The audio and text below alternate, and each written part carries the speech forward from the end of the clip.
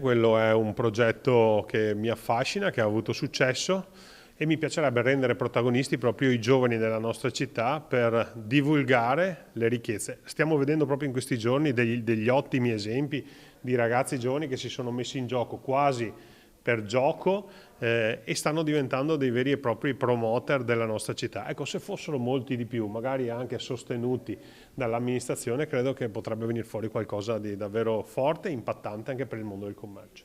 Nonostante alcune botteghe storiche resistano con grande passione e volontà, il commercio di prossimità è in crisi e per far riaccendere le vetrine il sindaco Mario Conte pensa ad ingaggiare dei giovani influencer sul modello dei content creators che l'ex presidente del Veneto Luca Zaia aveva ingaggiato per promuovere il Veneto.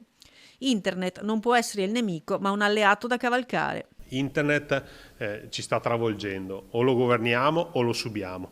Fino ad oggi devo dire che forse in parte lo abbiamo subito, però siamo ancora in tempo per cominciare ad adeguare quelle che sono le nostre proposte con dei nuovi strumenti. Penso ai social network, penso a tutta quella forza dirompente che i giovani attraverso i social network possono mettere in campo per promuovere le bellezze e le opportunità commerciali della nostra città. L'idea è venuta vedendo un gruppo di giovanissimi sui social che vagano per la città assaggiando le migliori specialità della gastronomia trevigiana, ma potrebbe essere il cavallo vincente per un rilancio in grande stile, avvicinando proprio i giovani alle storie del passato. Credo che sia un modo anche per portare la comunicazione di ciò che fa città come le nostre attività.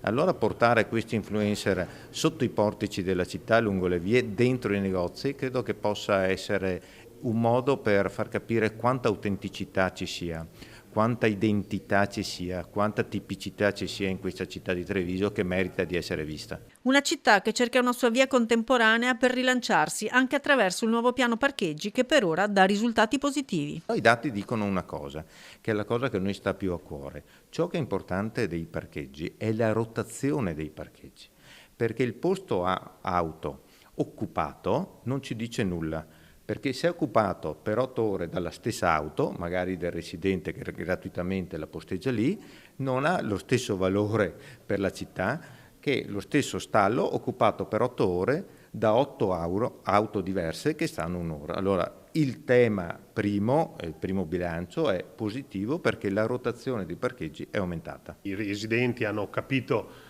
la bontà dell'iniziativa e hanno spostato le loro macchine fuori dal centro in modo tale che coloro che venivano in città per godere delle bellezze o per fare degli acquisti hanno anche trovato facilmente dei parcheggi. Questo però significa che la direzione che abbiamo preso è quella giusta.